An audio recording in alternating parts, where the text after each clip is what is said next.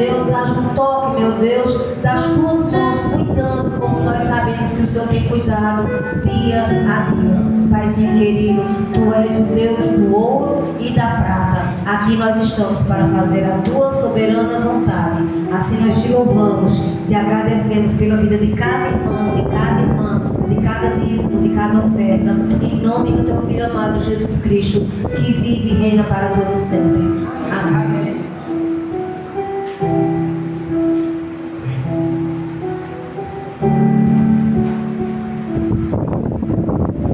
Graças a Deus, irmãos. Amém. Nós tivemos um momento maravilhoso aqui pela manhã. A gente teve a oportunidade de evangelizar. O serviço de som, as caixas estavam apontadas do lado esquerdo da igreja, uma caixa, a outra do lado direito, descendo, a outra subindo. A gente está vivendo tempos difíceis. Tempo de se voltar para Deus. É bem verdade que por conta da teimosia e da rebelião dos homens, das mulheres, as pessoas não querem voltar-se para Deus. E muitas vezes Deus permite situações para que nós voltemos para Deus. Deus tem forma de trabalhar com o povo dele. Deus trabalha de uma forma diferente de como nós trabalhamos, ou de como nós pensamos e nós agimos. A Bíblia diz lá em Isaías 55, verso de número 7, que os caminhos do Senhor não é os nossos caminhos. Os pensamentos do nosso Deus é diferente dos nossos pensamentos e caminhos. E muitas vezes nós andamos por caminhos que não glorificam o nome de Deus. E Deus permite situações em nossas vidas que a gente não compreende. Mas a Bíblia diz que pai que ama corrige e disciplina seu filho. Deus não é diferente. Mas dito isso, vamos para Joel, capítulo de número 2, o verso de número 12 ao verso de número 17. Joel, profeta Joel, olhando à luz do texto de Joel, o povo estava sofrendo. E não era qualquer tipo de sofrimento, não era qualquer tipo de sofrimento. O povo tinha se rebelado contra Deus, o povo tinha esquecido de Deus. Mas Deus precisaria trazer o povo de volta. Deus precisaria trazer o povo para o caminho, para a presença de Deus. Mas para isso, Deus colocou algumas coisas que deveriam ser feitas para que o povo voltasse para Deus arrependido. Mas não é tarefa fácil lidar com gente. Não é tarefa fácil lidar com o povo. Joel fica mais ou menos na página 1100 a 1190 por aí nas Bíblias. Já fica bem próximo já do Novo Testamento. Quem encontrou, diga amém. Quem não encontrou, peça com misericórdia. Então, dito isso, vamos para o texto. Ainda assim, agora mesmo diz o Senhor: convertei-vos a mim de todo o vosso coração. Isso com jejum, com choro, com pranto. Rasgai o vosso coração e não as vossas vestes. Convertei-vos ao Senhor vosso Deus, porque Ele é misericordioso, Ele é compassivo, tardio em irar-se, grande em benignidade, e Ele se arrepende do mal. Quem sabe se não voltará-se, arrepender-se-á e deixará após a si uma bênção ou uma oferta de manjares e de libação para o Senhor vosso Deus.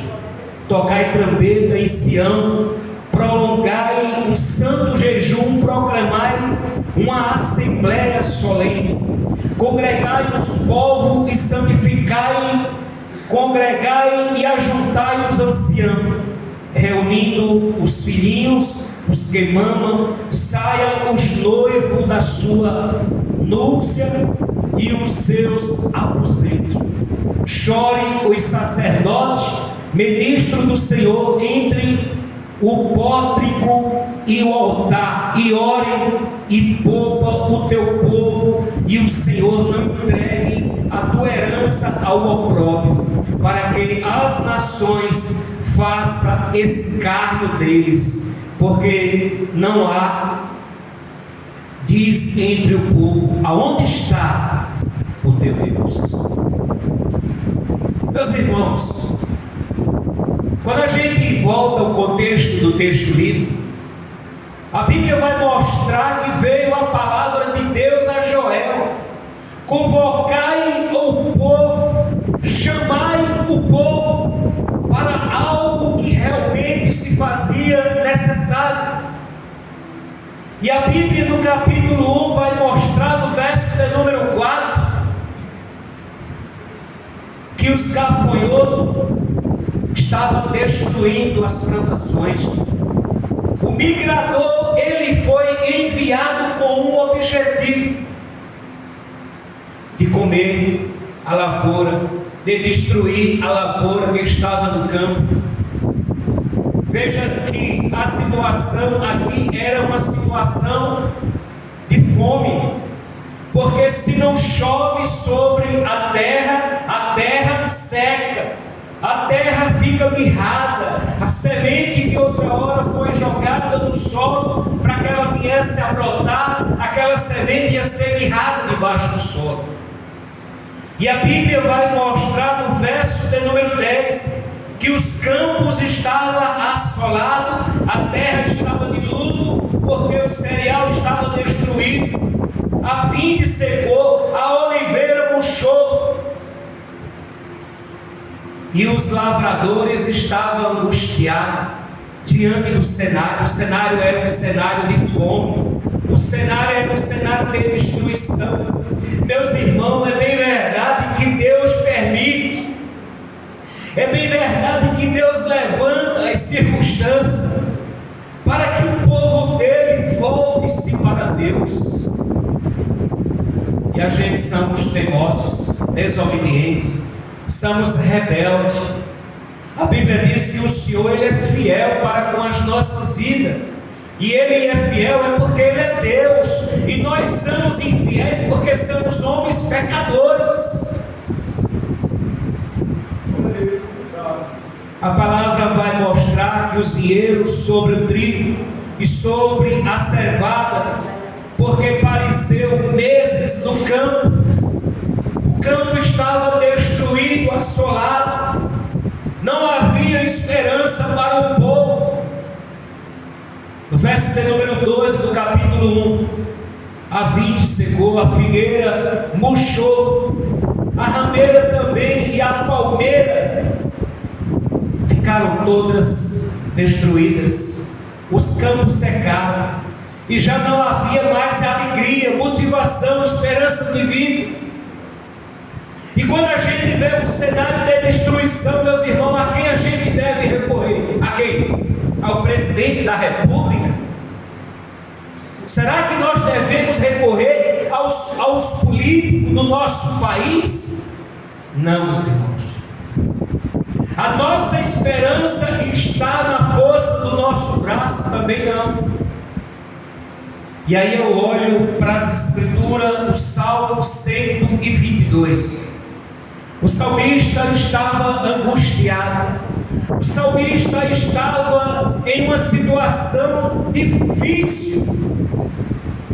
E a quem o salmista recorre? Ao Deus dos céus e da terra, ao Deus da provisão, ao Deus da graça.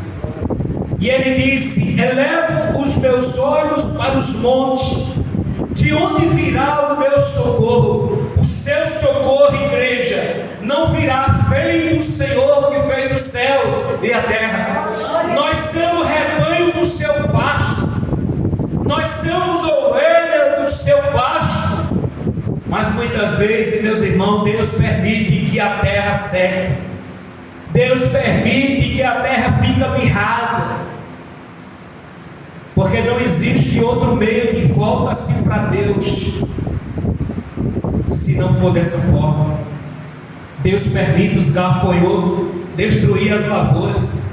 Deus permite encerrar os céus para que não chova e não haja provisão para a terra, para que os homens se voltem para Deus como uma criança totalmente dependente do Senhor, seu Deus. Meus irmãos, nós como igreja do Senhor, nós somos tendenciosos a sermos egoístas. É uma palavra um pouco dura de se pronunciar, mas é uma verdade. A gente precisa admitir que nós somos egoístas, a gente somos individualistas, e a gente precisa compreender o propósito de Deus na sua e na minha vida. Eu preciso olhar para o Senhor com um olhar de arrependimento. Eu preciso me arrepender de muitas vezes de coisas que desagradam a Deus.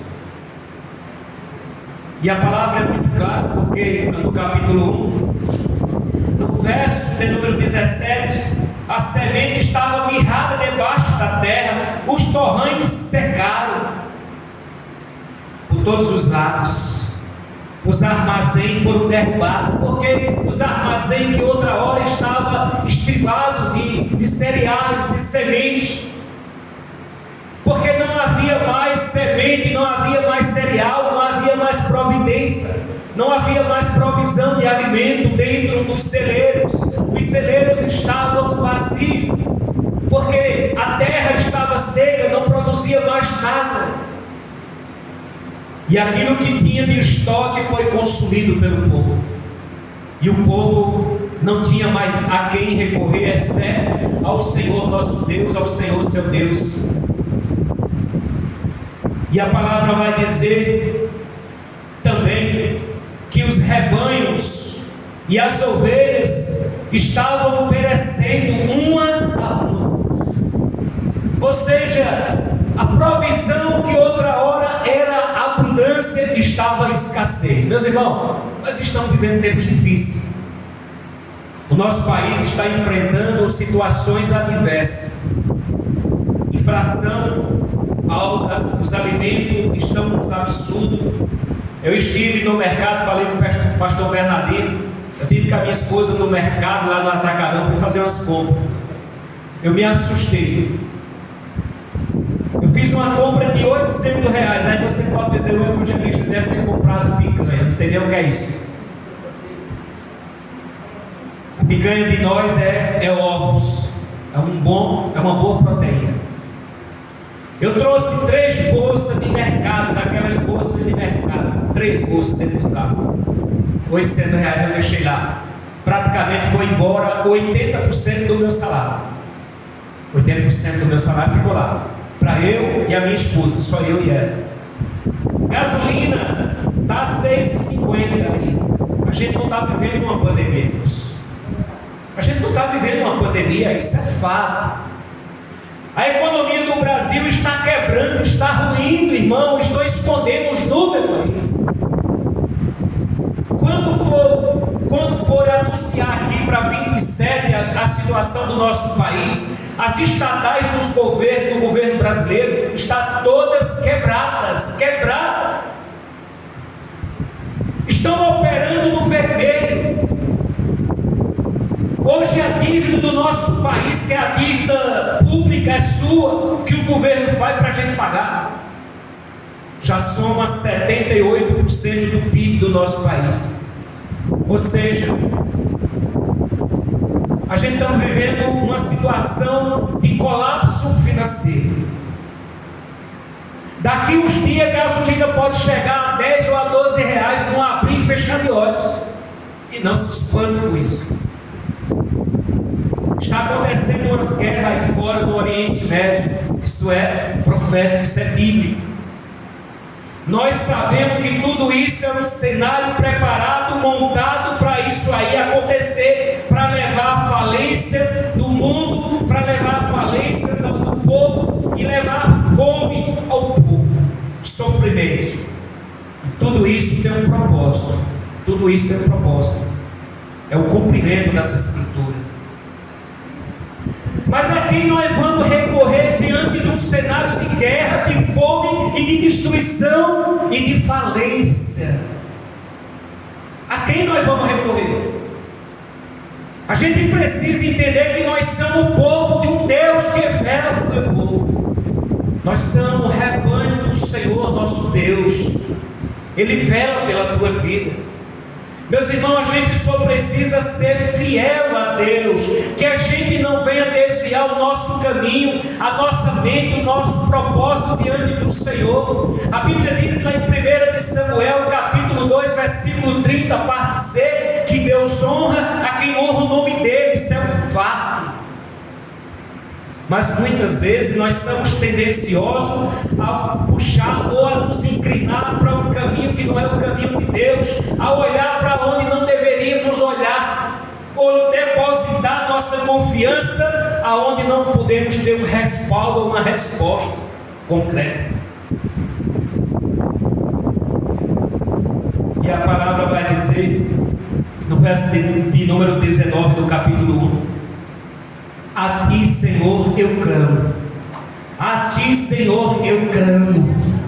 A Ti, Senhor, eu clamo. E quando nós clamamos a Deus, Ele escuta. Ele é um Deus que escuta a voz do seu povo, o gemido, a dor, o sofrimento do povo dele. O Senhor diz, a palavra vai dizer que buscar-me-ei e me achareis quando me buscarem de todo o vosso coração.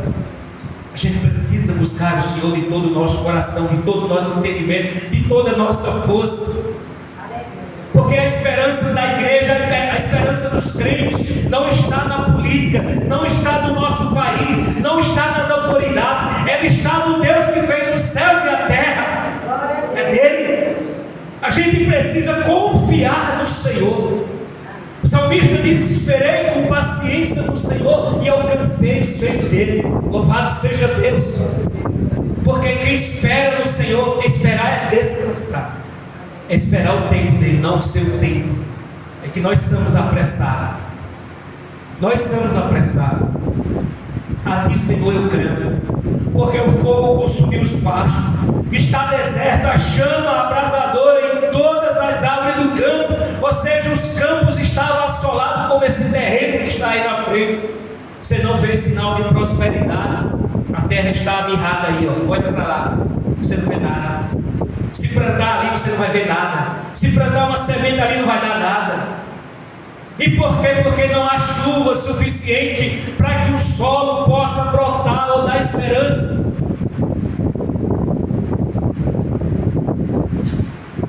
Mas esse texto que eu li, o tema, volte-se para Deus. E de que forma nós devemos se voltar-se para Deus como povo do Senhor? De todo o coração. De todo o coração. De todo o coração. Não é de qualquer jeito. Não é como eu penso. Não é como eu acho. Não é como eu tenho que fazer. Não, não. Deus exige um padrão. O padrão de Deus requer de nós esforços, sacrifício, não para a salvação, mas para a gente manter-se na presença de Deus, no caminho do Senhor, no caminho aplanado, no caminho de retidão, no caminho da paz, no caminho da justiça. E quais são os aspectos dessa volta para Deus? Primeiro, a volta-se para Deus, o Senhor vosso Deus, é converter-vos a mim. Convertei-vos a mim. O povo de Deus precisa se converter a Deus todo dia. Há uma guerra, meus irmãos, que nós travamos durante o dia, durante a noite. É uma peleja sem precedentes para você sair da sua casa. Existe uma guerra que se levanta no interior da tua casa, em volta da tua casa, para você se dispor a estar aqui para ouvir, não o mensageiro, mas a mensagem de Deus. Existe uma guerra espiritual, há uma resistência, e a gente precisa lutar contra essa resistência. E essa volta que o Senhor exige de nós é que precisamos converter-nos ao Senhor. Segundo, essa volta é com profundidade a Deus, e é de todo o coração, meus irmãos, é de todo o nosso coração, é a gente se entregar por completo, é a gente se doar a Deus, é a gente ser voluntário, é saber que Deus Ele guia a tua vida. A Bíblia diz lá no Salmo 127, se o Senhor não edifica a sua casa, em vão somos nós que de fato trabalhamos para trazer o sustento de forma penosa. Quem é aqui que não trabalha? Quem é aqui que não sai pela manhã, alguns pelas madrugadas, para ir trabalhar, para granjear o pão? Mas se o Senhor não edificar a tua casa, se o Senhor não for o centro da tua casa, em vão somos nós que saímos para granjear o pão. Se o Senhor não vigia a cidade, em vão tu caia, ou os guardas, que é o sentinela. Deus tem que ser prioridade na tua e na minha vida, meu irmão. Deus tem que ser prioridade máxima. Primeiro Deus, segundo Deus, terceiro Deus, quarto Deus, e daí por diante. Depois, lá para as tantas, é que vem nós. Porque a gente tem que pensar assim: eu não posso menosprezar aquele que me dá a provisão, eu não posso esquecer aquele que guarda a minha vida, eu não posso esquecer aquele que guarda a tua casa, o teu deitar, o teu levantar, o teu dormir, o teu acordar. Deus, Ele é Deus, Ele vela por nós. A terra estava mirrada, a terra estava sofrendo, as pragas tinham sido enviadas com um propósito, para que o nome do Senhor fosse glorificado, para que o nome do Senhor fosse exaltado. Quando a gente olha para as Escrituras, meus irmãos, Deus permitiu situações para o povo israelita. Deus levantou situações para que o povo voltasse para Deus. Lembra do período que eles ficaram por 400 anos escravos do Egito? Eles oravam, eles pediam a Deus para que Deus levantasse alguém, alguma coisa, para que pudesse de fato manifestar a glória de Deus no meio do povo. Deus silenciou por 400 anos. Depois disso o Senhor levantou o nosso irmão Moisés. Levantou Moisés para tirar o povo do Egito. Quando Deus promove a saída do povo do Egito, e eles saem peregrinando pelo deserto, não andou alguns passos, eles já começaram a murmurar. O povo são tendenciosos a murmurar, a reclamar e não agradecer a Deus. E quando eles se depararam com o exército do faraó, que estava correndo atrás dele, e no meio deles estava o exército atrás dele, na frente dele o mar. Para onde é que eles iam correr? Para onde eles iam correr? E trouxesse nós ou nos tirasse de lá do Egito, para que a gente viesse a perecer? Eles não confiaram no Senhor seu Deus, eles não confiaram no nosso Deus. E sabe por quê? Porque as pessoas são incrédulas, as pessoas são palhadas de incredulidade. Por mais obra que Deus possa realizar na tua e na minha vida, você é um milagre, eu sou um milagre, nós somos um milagre. Você foi poupado da morte, a Covid-19 dizimou, a Covid-19 assolou o mundo, e você está aqui. E por que você está aqui? Porque Deus te poupou. A gente precisa ser grato a Deus. A gente precisa ser grato a Deus. Terceiro, essa volta para Deus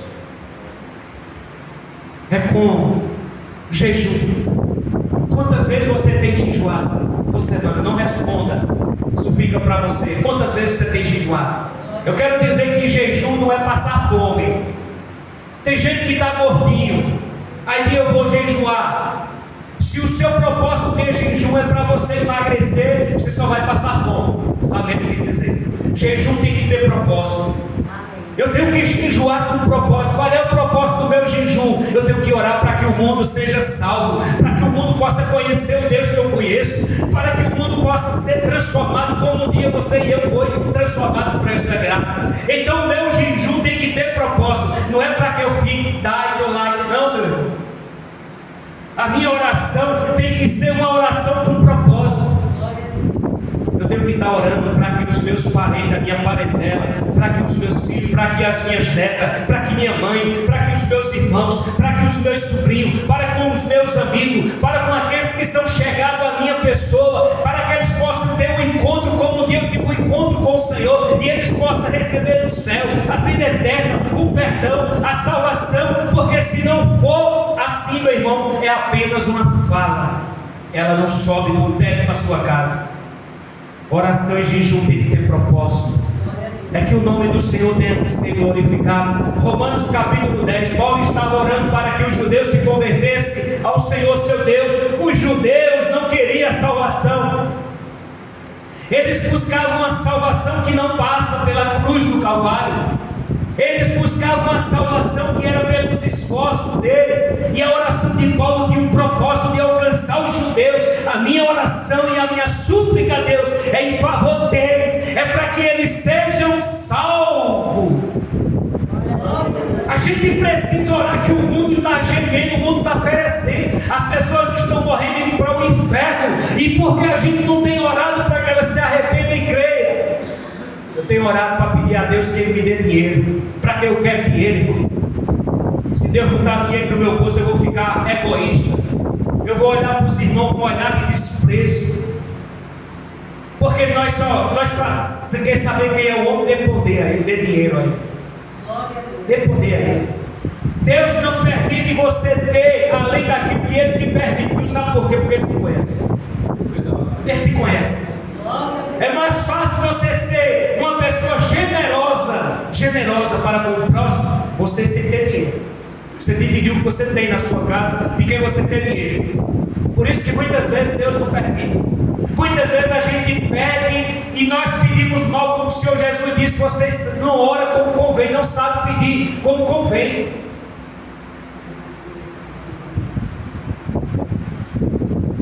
Quarto, começa a volta para Deus com quebrantamento. Com quebrantamento. Irmão, quantas vezes a gente quebrantou o nosso coração diante de Deus? É tempo de voltar-se para Deus, é tempo de se arrepender, é tempo de rasgar não as nossas vestes, mas o nosso coração para Deus, dizer a Deus o quanto nós somos mal em nossa essência de homem.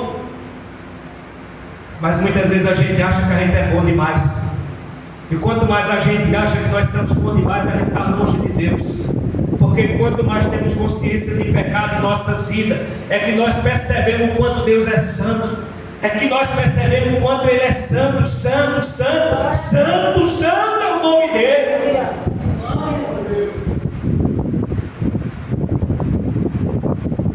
Quinto, voltar-se para Deus com fidelidade. Com fidelidade. A gente precisa voltar para Deus com fidelidade da nossa alma. Não adianta você querer esconder uma falsa fidelidade, porque Deus te conhece, Deus tem um diagnóstico da minha e da tua vida. Não precisa, você esconde até do pastor da casa, mas de Deus não. Deus não tem um conselho sobre a minha e a tua vida, Ele tem um diagnóstico, Ele te conhece. Não precisa que alguém dê testemunho de quem é você. Não precisa. Ele já conhece. Ele já sabe. Está lá em Evangelho de João, capítulo 2, versículo de número 24. Não precisa. O verso de número 15 do texto lido, veja o que é que diz a palavra: tocai trombeta em Sião e prolongai o santo jejum. Prolongai, não é uma coisa, faça um jejum agora e está tudo resolvido. Não, prolongai o jejum, comece, tem um tempo lá para terminar, mas não comece agora e termine agora. A gente precisa fazer jejum com propósito. Eu vou entrar em jejum essa semana. Porque quando a gente jejua, meus irmãos, a gente troca o bom da terra pelo excelente de Deus. E o que é trocar o excelente, meus irmãos? O bom da terra é o alimento que alimenta o nosso corpo. Mas trocar pelo excelente é mais proveitoso, porque quando nós trocamos o alimento da terra, nós recebemos o alimento do céu, o nosso espírito se fortalece e a nossa carne se sente fortalecida, porque a obra de Deus ela alcança o homem não é apenas no espírito, mas também na nossa vida física, na nossa carne. E a palavra está dizendo no verso de número 15: trocai trombeta em Sião, prolongai um santo jejum, proclamai uma assembleia ao Senhor, solene. Como está difícil, irmão, ser cristão, encontrar crente genuíno nos dias de hoje. As pessoas têm sido até crente dentro do templo. Eu costumo dizer, pastor Bernardino, que a nossa vida não é o que nós pregamos, não é o que nós falamos, não. Talvez você olhe para um evangelista e diz: homem de Deus que prega a palavra. Eu não sou um homem de Deus. Você não se torna uma mulher de Deus pelo fato de você falar bonito, de pregar bonito, se vestir bem. Não, a nossa vida é o que nós somos depois das portas desse templo. Glória a Deus. A vida do crente é isso, meu irmão. É a sua vida com Deus, é o seu testemunho de vida. Como é que tu tem conduzido a tua vida por aí? O que é que tu tem feito com a tua vida? E muitas vezes o evangelista é um homem crente. Pensa num homem que eu gosto de ouvir quando ele prega. Prega a Bíblia. Mas como é a vida do evangelista depois que ele sai do templo, do púlpito? Será que de fato o que ele prega, ele vive? Tem que viver, meu irmão. Tem que viver a palavra de Deus. Se a gente prega uma coisa e não vive o que nós prega, é hipocrisia. A gente tem que ser fiel a Deus. Seja fiel a Deus. O sangue pode dar no joelho, meu irmão, não interessa. O céu pode rasgar no meio e você descer para baixo. Desce um pouco, mas o Espírito sobe. Porque Deus é Deus. Deus é Deus na minha e na tua vida. Seja fiel a Deus no pouco ou no muito. O povo aqui estava gemendo. O povo aqui estava perecendo. Deus criou o cenário para que o povo voltasse para Ele, para que o povo se arrependesse. E não era qualquer arrependimento, não era. Não era qualquer arrependimento. Deus tem um padrão. Deus requer de nós, povo dele, rebanho do seu pastorio, que a gente sejamos sinceros. Como lembra de Davi? Quem era Davi? A Bíblia diz que Davi era um homem segundo o coração de Deus. Quem foi Davi em sua vida aqui na terra? Davi pecou muito contra o Senhor, seu Deus. Mas diz a Bíblia que Davi era um homem sincero diante dos seus atos pecaminosos. Não precisava que alguém dissesse a Deus quem era Davi, porque o mesmo dizia a Deus quem ele era. Mas Davi era um homem sincero. A gente precisa ser sincero, irmãos. Nós precisamos ser sinceros a Deus em nossas fraquezas, em nossas tribulações, porque muitas vezes a gente erra e erra muito feio. Estava conversando com o pastor há pouco tempo na frente do templo. Está difícil de saber quem é um crente verdadeiro, um crente genuíno, um crente que vive a palavra de Deus, que vive essa verdade. Para viver a palavra de Deus requer de nós esforço. Para você ser salvo não depende e não dependerá do que você faz. Agora depende do que você faz. Para você se manter no caminho de Deus é diferente. Salvação e vida cristã é um processo. Essas duas coisas não podem viver separadas. Não dá para uma pessoa ser salva e viver uma vida de pecado. Não dá para você dizer que é um crente, uma mulher salva, um homem crente no Senhor Jesus e viver fazendo o que não presta no mundo. Não há espaço para o cristão, irmão.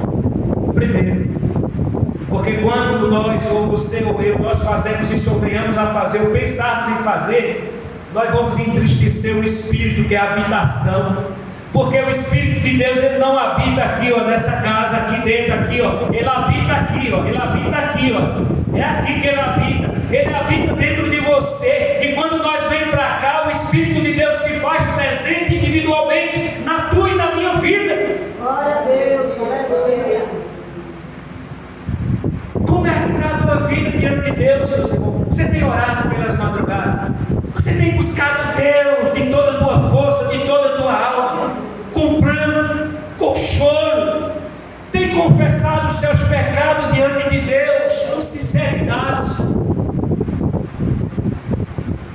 Muitas vezes temos orado a Deus. Deus tem ouvido a oração, mas não responde. Por quê? Uma pergunta com uma interrogação bem grande. Seja, essa volta para Deus é porque Deus ele é rico em misericórdia. Deus ele é rico em misericórdia. Verso de número 13. Veja o que é que diz a palavra: rasgai o vosso coração e não as vossas vestes. E a recomendação de Deus é esta: rasgai o vosso coração diante do Senhor seu Deus. Aleluia. Glória a Deus. Não é as vestes não, irmão, como os sacerdotes faziam. Eles rasgavam as suas vestes para mostrar que eles eram santos. Uma falsa santidade. Deus não se impressiona com isso. A gente tem que rasgar o nosso coração diante de Deus e dizer a Deus o que Ele já sabe de você e de mim. Rasgai o vosso coração e não as vossas vestes. Convertei-vos ao Senhor vosso Deus. Convertei-me ao Senhor vosso Deus. Quando nós rasgamos nosso coração, em seguida a gente precisa converter-nos a Deus, voltar-se para Ele. Porque às vezes você pensa que você está perto do Senhor. Muitas vezes a gente acha que nós estamos perto de Deus porque a gente vem para o culto, porque a gente está evangelizando, falando da graça de Deus. E muitas vezes você tem sido um péssimo esposo para sua esposa. Muitas vezes você tem sido uma péssima esposa para seu esposo. Vocês, pai, nós, pai, muitas vezes não somos bons pais para os nossos filhos. Muitas vezes a gente não tem sido um bom profissional, uma boa profissional na área do trabalho. Temos dado um mau testemunho. O diabo vive por aí ao nosso derredor. O crente, meu irmão, ele não pode escorregar. Quando ele escorrega, o mundo está do teu lado, assim, com os dedos apontados assim. Mas não é crente? Você não é crente? Você não pode dizer isso. Você não pode falar isso. Você não pode falar uma besteira que o mundo vai te corrigir. O mundo pode dizer o que quer. Ninguém vai corrigir o mundo, porque as pessoas estão vivendo em uma outra dimensão. Nós vivemos uma dimensão espiritual, irmão, que a gente precisa vigiar o que nós pensamos, o que nós vemos, o que nós dizemos. Aleluia.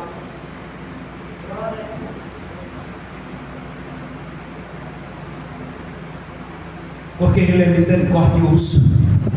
A palavra está dizendo aqui através do profeta Joel que Deus é misericordioso. As misericórdias de Deus é o motivo da qual nós estamos aqui, irmão, de pé. A misericórdia de Deus é o motivo pela qual Ele não nos destruiu.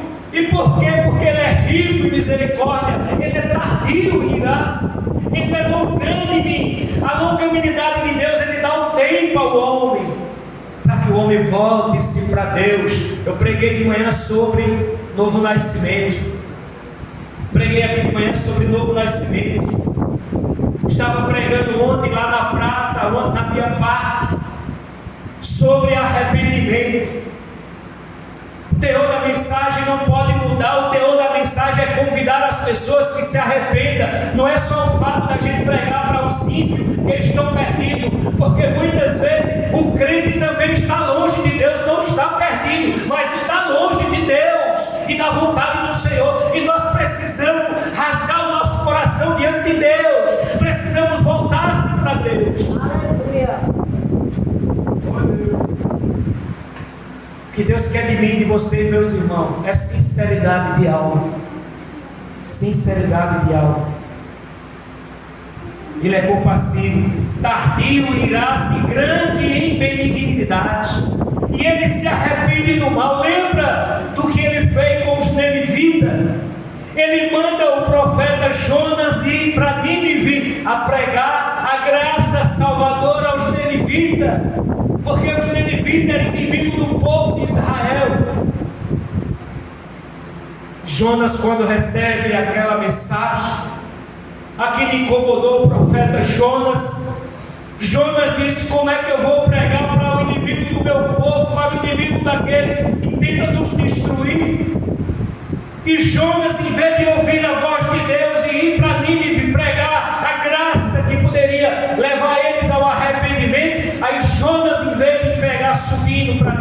ele pega descendo, e ele chega no porto, ele pega o navio que estava ancorado, e ele entra dentro daquele navio, pensando ele que ele ia se esconder de Deus, pensando Jonas que dormindo no porão do navio, Deus não ia buscá-lo. Mas Deus foi buscar Jonas levando uma tempestade no meio do oceano, meu irmão. Aleluia. E Jonas sabia que aquela tempestade não era uma tempestade normal, comum, como acontece no dia a dia. No meio do oceano não era. Jonas sabia que era a ira de Deus que estava caindo, não sobre ele apenas, mas sobre aqueles a quem onde ele estava, dentro do mar, dentro do navio. Aqueles homens ficaram aterrorizados diante do cenário que eles vivenciaram. E ele chega para Jonas e diz: invoca o Senhor teu Deus, quem sabe ele não tem de misericórdia de nós. Veja, pessoas ímpias, pessoas que não temem a Deus, estavam pedindo ao profeta Jonas para que invocasse o Senhor Deus dele, para que apagasse aquela ira, que os mares que estavam enfurecidos pudessem abrandar os ventos, e a sonda que estava destruindo, o navio estava a perecer, e os tripulantes que estavam naquele navio. Aí foi quando Jonas disse: pode jogar-me dentro do mar, porque Deus foi quem levantou essa tempestade. E quando Jonas foi arremessado dentro do mar, a palavra vai dizer que as tempestades e os ventos acalmaram. E Jonas teve que ir pregar aos ninivitas. E a Bíblia diz que quando Jonas, em vez de pregar a graça de Deus em 3 dias, Jonas pregou dentro de um dia somente juízo para os ninivitas. Ele pregou fogo para o povo, juízo e uma grama de graça. Ele não pregou para o povo, mas o povo ouviu e entendeu o recado de Deus e se converteram um a um, do grande ao pequeno, do pequeno ao grande. A irmã caiu.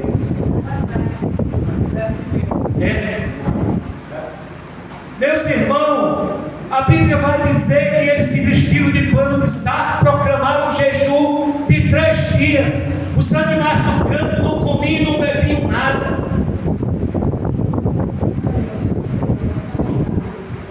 Meus irmãos, mas quando Deus tem propósito na vida de um povo, de uma nação, Deus salva. Mas diz a Bíblia que Deus, pela mensagem, aquele povo ali, aquele povo mal rebelde, aquele povo ímpio se converteram, um a um, e Deus poupou ele do juízo. E a palavra é muito clara no verso de número 3, e ele se arrepende do mal, ele é compassivo. E 8, voltar-se para Deus, porque ele é tardio em irar-se e grande em misericórdia. O Senhor é tardio em irar-se, grande em misericórdia. A misericórdia de Deus é o que faz você estar aqui hoje, adorando a Ele, na beleza da sua graça. E 9, esta volta-se para Deus, verso de número 16: congregai o povo e se santificai. Veja 2 coisas: congregar o povo. O povo hoje não quer mais congregar, né, pastor? O povo hoje não quer mais congregar. As pessoas querem viver de qualquer jeito, de qualquer modo. As pessoas precisam congregar, meus irmãos, e se santificar. Veja o que é que diz o verso de número 16: congregai o povo, santificai com a congregação, ajuntais os anciãos, reunir os filhinhos daqueles que mamam. Nem os meninos pequenos que estavam mamando poderia ficar distante ou ausente da casa de oração. Não poderia. Quando o Senhor pede para o profeta Joel proclamar o povo, chamar o povo, era algo solene, era algo que não poderia faltar. E a Bíblia vai mostrar no verso de número 16 também: saia os noivos dos seus aposentos, saia os noivos da sua noite de núpcia. Nem os noivos poderiam escapar. Venham todo mundo, os anciãos, o povo, os sacerdotes. Chore, povo, arrependa-se, rasgue seu coração para Deus, arrependa-se. Porque só assim o Senhor, Ele traz provisão para a terra de volta. Ele volta em selo, os celeiros. Ele volta a trazer a provisão de novo. Para finalizar o verso de número 17, como é essa volta para Deus, meus irmãos? Chorem os sacerdotes, os ministros do Senhor. Quem são os ministros do Senhor? São aqueles que têm compromisso com a palavra. Veja o que é que diz o verso de número 17. Chore os sacerdotes. Chore os sacerdotes. Você tem chorado, meu irmão? Eu tenho chorado. A gente precisa chorar na presença de Deus. Chore os sacerdotes, ministro do Senhor. Entre o altar, ore para que o povo seja poupado do escárnio, da zombaria.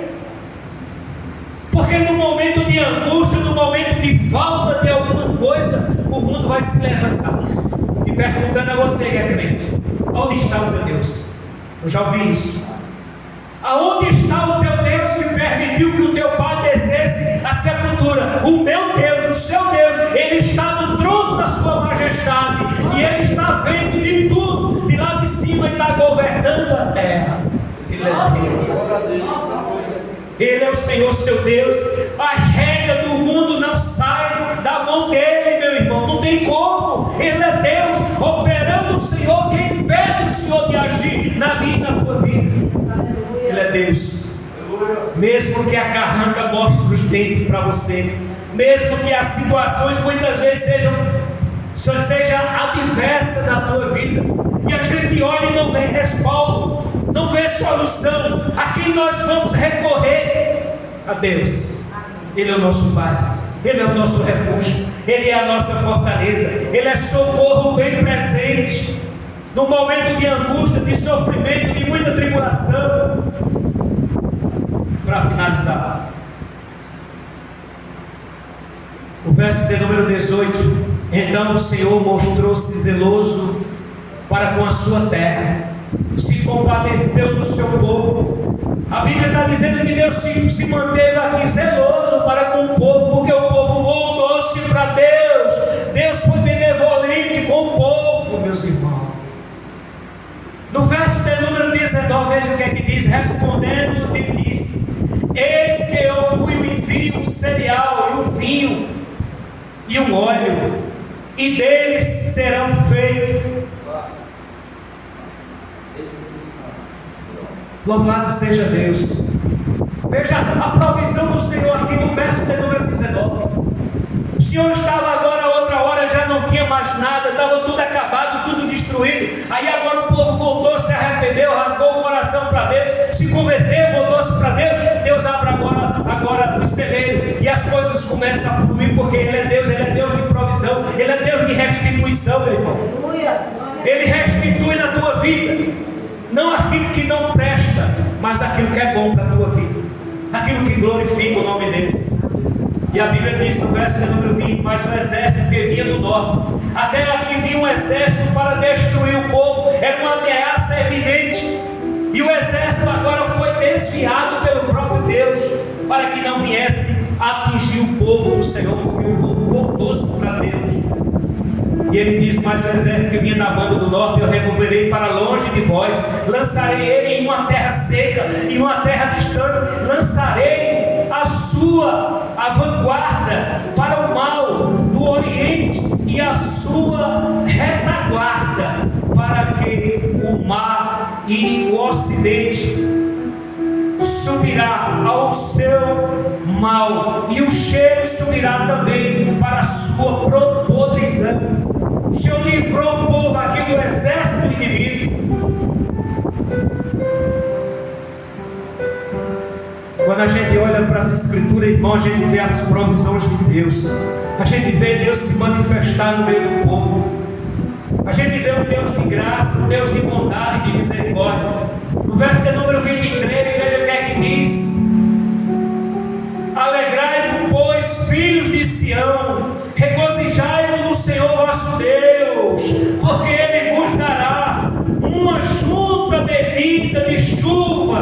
fará descer como outra hora a chuva temporária. Provisão, esperança de novo para o povo.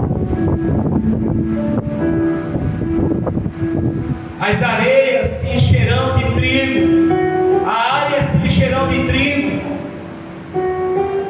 os largares transbordarão de vinho e de óleo novamente. Fartura, provisão de Deus, restituíveis os anos que foram consumidos pelo gafanhoto, pelo migrador, pelo destruidor, pelo cortador, pelo grande exército que eu enviei contra vós outros. Quem enviou foi Deus, meus irmãos. Foi Deus que permitiu todo esse cenário para que o povo voltasse para Ele. Aí você vai dizer: isso é loucura, evangelista. Como é que Deus permitiu que o devorador, o migrador, o gafanhoto, os exércitos, a seca, devorasse o campo, os animais morressem? Meus irmãos, a gente precisa compreender uma coisa: Deus é Deus. Deus, Ele é Deus. A gente só tem que entender uma coisa: a gente tem que crer no Senhor. A gente não tem que compreender, porque você não vai compreender Deus. Nós não vamos compreender Deus com a nossa mente caída, com a nossa mente terrena. A gente precisa ter uma lente espiritual para que a gente possa olhar para a eternidade. Porque a palavra é muito clara: eu enviei contra vós outros. É Deus que fez isso aqui, meus irmãos. O que é que a gente aprende? Não importa o que você venha passar, não importa o que você esteja passando, Deus é com a tua vida, Deus é com a minha, com a sua vida. Meus irmãos, o vento pode levantar contra você. Lembre-se, Deus está no controle de tudo. Deus está no controle de tudo. Talvez você olhe para uma situação e diga assim: Deus está conspirando contra mim. Não está. Lembra do Jacó, o pai de José. Os irmãos, com inveja de José, tramaram a morte de José. Era Deus trabalhando, os irmãos de José. Deus estava trabalhando para levar José para onde? Para o Egito. Para quê? Porque Deus sabia que lá na frente ia se levantar uma seca que ia devorar o mundo, e só havia provisão no Egito. Deus fez com que José se tornasse o governador do Egito. E o pai de José pensou, Jacó pensou que Deus estava trabalhando contra ele, conspirando contra ele. Meus irmãos, não sabia Jacó que Deus estava trabalhando em favor dele e do povo dele. E mais tarde, José, um homem inteligente, sábio, ele interpretava sonho, e o faraó teve um sonho, e ele chamou os magos, chamou todos aqueles que estavam ao serviço do rei. Ninguém soube interpretar o sonho. Aí lembraram-se que tinha um hebreu que estava lá, que era o chefe, que foi o chefe da casa de Potifar, estava numa prisão. Chama o homem para cá, e o rei conta para José o que haveria, o que ele tinha sonhado. E ele interpretou o sonho dizendo que haveria 7 anos de fartura na terra, mas também 7 anos de escassez. E aí ele pergunta: o que eu devo fazer? Ele diz: precisa nomear pessoas da tua confiança, para que tudo aconteça de conformidade, para que tudo ocorra de conformidade, de acordo com o sonho. E ele foi nomeado uma pessoa abaixo do faraó, governador do Egito. Sobre ele foi dado toda a autoridade, abaixo do faraó. E aquele homem governou com sabedoria, prosperou, os celeiros estavam cheios, veio a fome, veio a escassez, mas não faltou alimento. Vendo, meus irmãos? Esse Deus aqui que a gente prega, esse Deus que nós vivemos e teremos que vivê-lo e adorar Ele, custe a sua vida aqui na terra. Se você tem que descer a sepultura dos mortos, desça, mas honre o nome do Senhor, porque Ele é bom, Ele é graça, Ele é perdão, Ele é bom para a gente servir a Ele, meu irmão. A vida aqui é curta. Seja fiel ao Senhor. Eu agradeço por essa mensagem. Passa a palavra ao pastor da igreja. Que Deus abençoe em Cristo.